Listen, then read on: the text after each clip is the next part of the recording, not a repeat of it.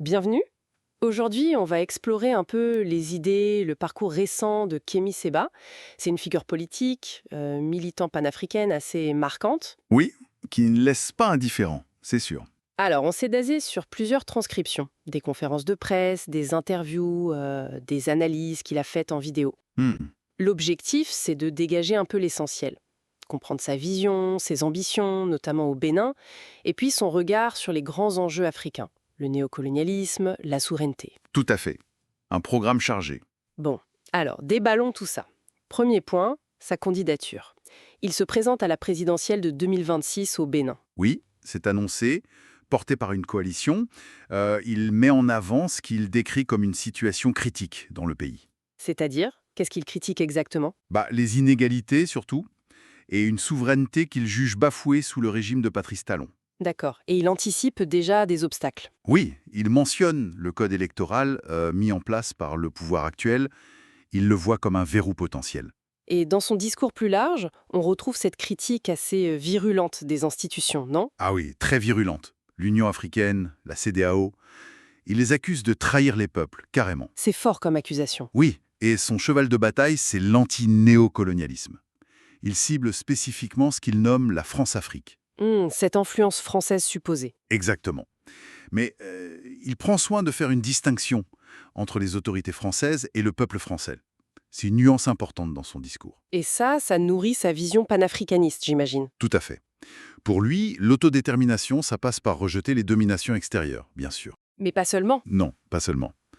Ça passe aussi par une critique très acerbe des dirigeants africains qu'il considère comme complices de ce système. D'où son soutien assez remarqué au régime militaire au Sahel, Mali, Niger. C'est ça. Il les soutient ouvertement, il voit leur rapprochement avec la Russie, y compris via Wagner à une époque, comme Une étape tactique. une étape tactique, oui, pour se défaire de l'influence française historique et puis viser une souveraineté totale. Son objectif, c'est Afrique-Afrique. Et il n'est pas juste un commentateur, il est impliqué directement. Conseiller au Niger, c'est bien ça? Oui, conseiller du général Chiani. C'est un rôle assumé. Mais il faut rappeler aussi son parcours plus controversé, en France notamment. Absolument.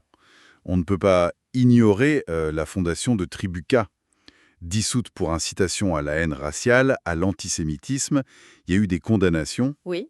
et ça a mené à sa déchéance de nationalité française. Ce à quoi il a répondu en brûlant son passeport français. Exactement. Geste très médiatisé. Et même récemment, il a été arrêté à Paris, puis relâché alors qu'il avait un passeport diplomatique nigérien. Donc ce passé, il pèse forcément. Forcément, parlons des crises régionales. Ses positions sont souvent très tranchées. La RDC et le Rwanda, par exemple. Ah oui, là c'est direct. Il accuse Paul Kagame, le président rwandais, frontalement. Il rejette la version officielle. Il va jusqu'à parler de génocide. Oui, il utilise ce terme.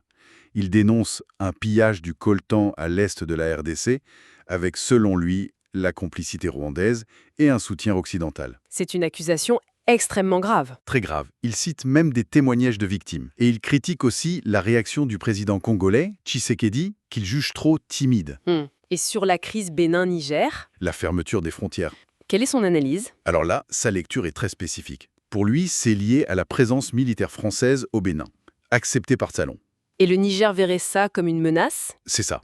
Le Niger venait de pousser l'armée française hors de son territoire, donc voir ces mêmes militaires chez le voisin, ça serait perçu comme une menace directe. C'est sa thèse. Logique avec sa ligne anti-présence française. Tout à fait. Au-delà du politique, il y a aussi une critique économique forte.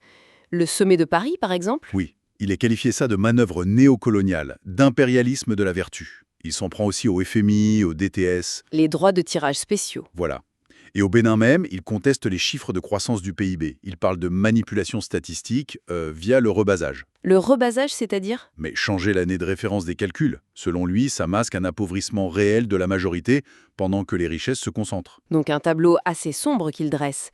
Est-ce qu'il voit des motifs d'espoir quelque part? Oui, l'espoir pour lui, il semble résider dans des initiatives comme l'Alliance des États du Sahel, l'AES, qui regroupe Mali, Niger, Burkina Faso. Il voit ça comme un modèle? En quelque sorte, un laboratoire du panafricanisme populaire qui vise une vraie souveraineté. C'est l'incarnation de la rupture qu'il souhaite. Et il voudrait que le Bénin rejoigne ce mouvement? C'est son objectif affiché, oui. Rejoindre cet élan souverainiste.